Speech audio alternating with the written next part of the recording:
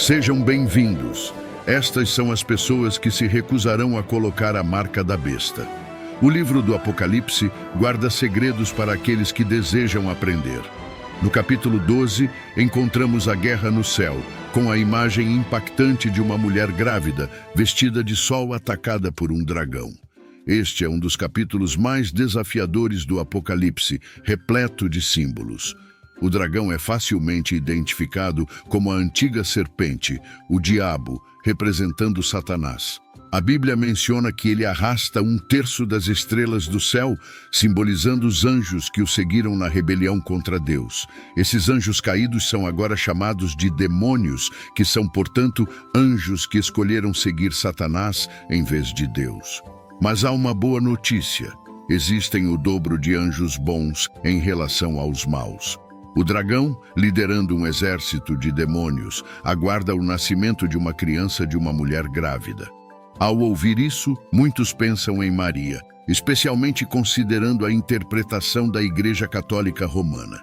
Contudo, esse capítulo também pode se referir a Israel. Existem 3 formas principais de interpretar essa visão.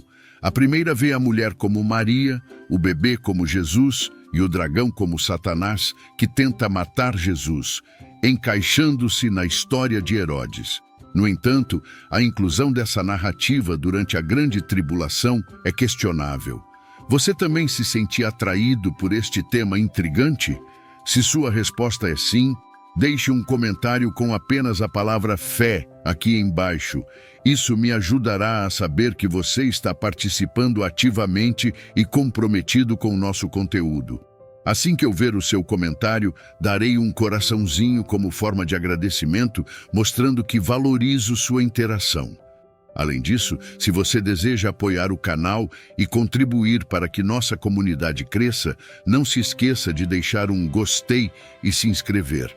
Seu apoio é essencial para que possamos continuar trazendo conteúdos importantes e interessantes para você. Vamos lá.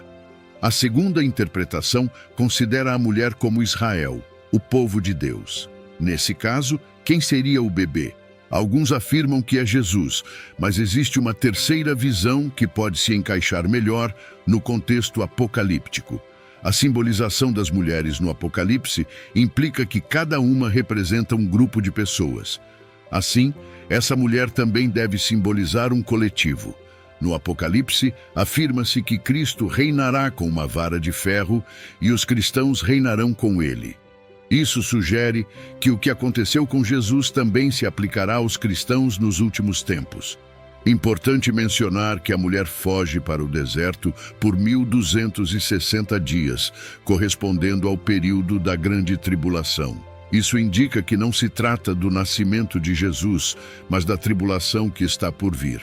Acredito que a mulher represente a igreja, enquanto o menino simboliza os mártires que Satanás deseja destruir, e seus outros filhos são aqueles que sobrevivem no deserto.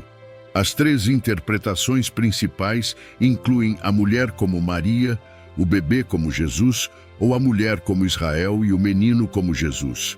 A terceira interpretação sugere que a mulher representa a igreja, seus filhos são os cristãos, e enquanto alguns serão martirizados, outros escaparão. É importante destacar que nem todos os cristãos morrerão como mártires. Haverá crentes vivos na terra quando Jesus voltar. Um aspecto fascinante é a guerra no céu. Ao observar a Catedral de Coventry, há uma escultura do arcanjo Miguel derrotando o diabo, inspirada em Apocalipse 12. Satanás, um anjo, e seus demônios habitam lugares celestiais, mas um arcanjo eventualmente o expulsará do céu para sempre. Em Jó, capítulo 1, Satanás já esteve no céu discutindo com Deus.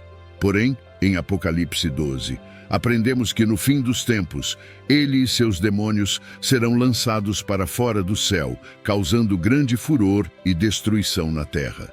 Quando Satanás for expulso do céu, Apocalipse 13 descreve que ele levantará 2 bestas.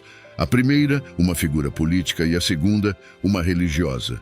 Juntas, elas formarão o governo final do mal, conhecidas como o Anticristo e o falso profeta, formando uma trindade impura. Essa é a contrapartida distorcida da Santíssima Trindade. Essas bestas governarão o mundo por um breve período. A primeira besta é um líder mundial com controle sobre tribos, povos e nações, que lutará e conquistará o povo de Deus por um tempo.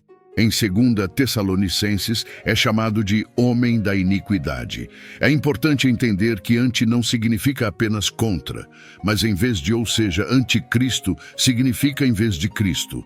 Este homem exigirá adoração, governando por 3 anos e meio. Detalhes sobre seu reino permanecem obscuros, como os 10 chifres e as 7 cabeças, que podem representar uma coalizão de nações. A segunda besta, mencionada em Apocalipse 13, é um falso profeta que realizará milagres para espalhar mentiras. Ele trabalhará em conjunto com o líder político para promover uma única religião e governo. A ideia de um governo mundial é inquietante, pois sugere um controle semelhante ao que o Apocalipse descreve. No capítulo 13, disse que, sob a primeira besta, as pessoas não poderão comprar sem a marca. Isso levanta questões sobre como a tecnologia pode evoluir para um sistema de identificação, como um chip ou uma tatuagem. O apóstolo João menciona 4 sinais do espírito do anticristo que emergem entre o povo de Deus, revelando que nem todos que saem do meio deles são realmente deles. A segunda característica do espírito do anticristo é a negação de que Jesus é o Messias. O anticristo não nega a existência de Deus, mas a relação do Pai com o Filho. A quarta marca desse espírito é a negação da vinda do Messias. Em 2 Tessalonicenses, o apóstolo Paulo discute a revelação do anticristo que será destruído pelo esplendor da vinda do Senhor. Vemos 3 nomes para o mesmo ser: anticristo, homem da iniquidade e filho da perdição. Satanás dará seu poder a um líder que, por sua vez, convencerá a humanidade a adorá-lo, cumprindo seu objetivo de dominação. Para distinguir ensinamentos verdadeiros de falsos, João nos ensina que aqueles que professam a verdade estão cheios do Espírito de Deus. O primeiro teste é se a pessoa reconhece que Jesus veio em carne. Se sim, podemos confiar que é inspirado por Deus, se não, devemos rejeitar. O anticristo estabelecerá uma religião exclusiva, exigindo adoração e se colocando como Deus no templo em Jerusalém. Ele espelhará aspectos do ministério de Jesus, mas seu objetivo é a destruição de Israel e dos seguidores de Cristo. O anticristo, com sinais e maravilhas mentirosas, busca a dominação mundial. É vital reconhecer que a posse de poder ou milagres não é suficiente para validar alguém como de Deus. O anticristo é uma caricatura do verdadeiro Messias e seu objetivo é desviar a humanidade da verdade. A primeira parte do capítulo 7 do Apocalipse detalha o que acontecerá com o povo judaico durante a grande tribulação. A segunda parte aborda os cristãos. O grupo judaico é mencionado como um número específico e contável, 144 mil, que representa 12 por 12 por 1000, um número simbólico. Esse grupo inclui pessoas de cada tribo de Israel, reforçando que nenhuma das 12 tribos está perdida para Deus. Apesar de falarem sobre as 10 tribos perdidas, Deus sabe onde está cada uma delas e planeja que todas façam parte da Nova Jerusalém. Durante a grande tribulação, Deus manterá controle sobre elas, protegendo um número específico de cada tribo. Em Apocalipse 7:4 lemos: "E ouvi quantos foram selados, 144 mil, selados de todas as tribos dos filhos de Israel. Eles são selados para serem protegidos do julgamento futuro." O livro do Apocalipse menciona pela primeira vez um grupo de pessoas após a abertura de 6 selos que trazem miséria e destruição à terra. Esses 6 selos representam falsos profetas, guerras, fome e peste, simbolizados por 4 cavaleiros do Apocalipse, seguidos por uma inquisição religiosa que resulta na morte de cristãos fiéis. Jesus descreve esse tempo como um período de grande tribulação, sem precedentes na história da humanidade. Se esses dias não fossem abreviados, nenhuma vida seria salva. mas por causa dos eleitos, esses dias serão reduzidos.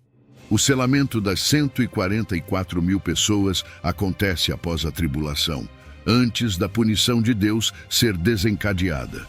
No capítulo seguinte, 4 anjos prontos para trazer destruição são instruídos a não prejudicar a terra até que esse grupo tenha sido selado.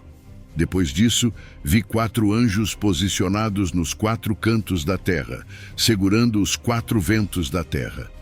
Um outro anjo surge do Oriente, segurando o selo do Deus vivo, e chama os 4 anjos que têm autoridade para prejudicar a terra, dizendo: Não prejudiqueis a terra, nem o mar, nem as árvores, até que selamos os servos de nosso Deus em suas testas. O selo é uma marca comum usada por reis para autenticar propriedade.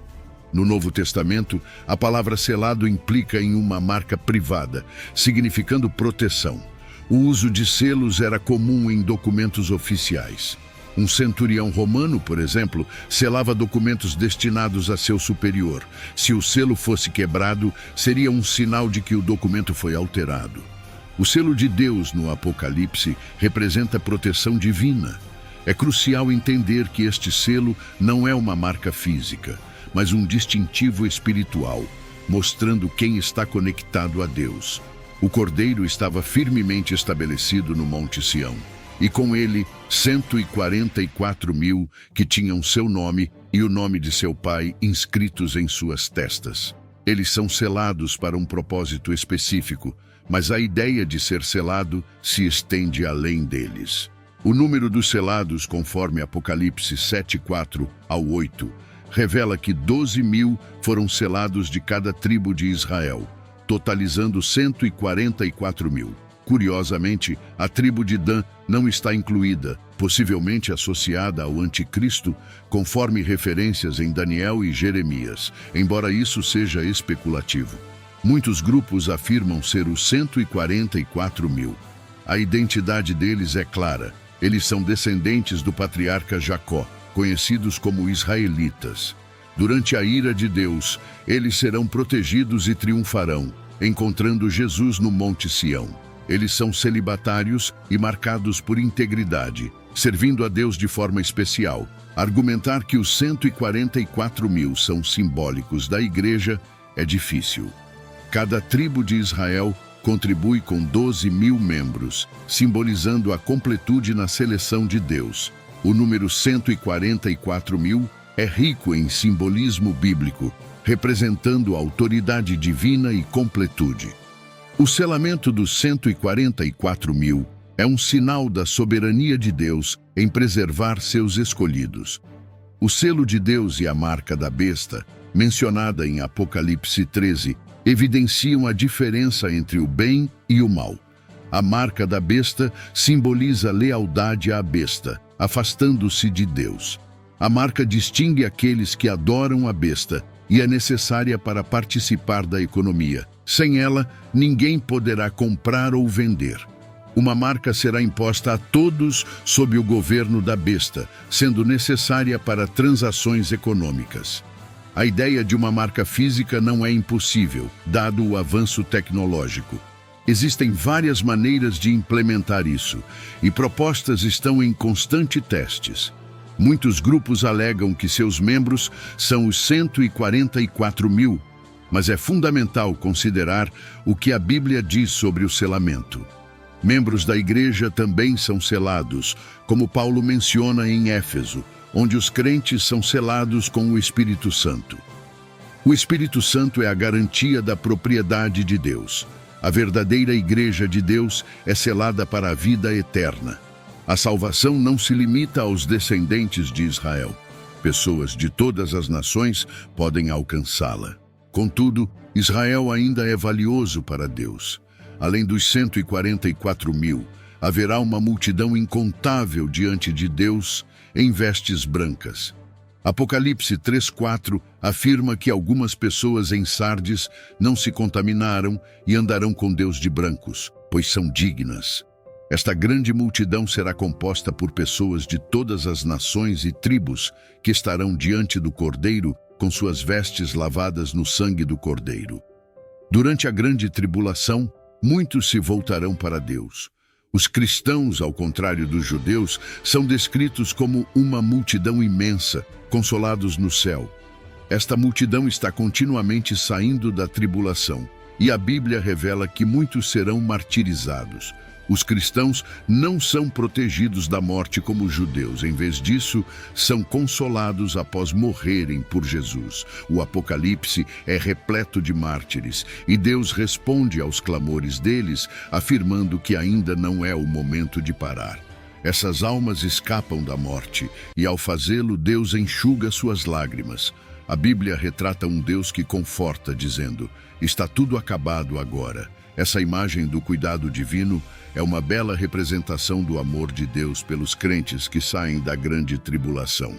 E você que seguiu nosso conteúdo até aqui, meus mais sinceros agradecimentos. Se este vídeo enriqueceu o seu conhecimento e melhorou sua compreensão e encorajamento, compartilhe-o com alguém que precise ouvir. E não se esqueça de curtir, se inscrever e ativar o sininho para mais novidades e conteúdo. Mantenha-se fiel, permaneça vigilante e lembre-se, o plano de Deus está se desenrolando e seu reino não terá fim. E para encerrar, temos uma pergunta. Você também deseja se encontrar com Jesus Cristo nas nuvens quando ele vier buscar a sua igreja?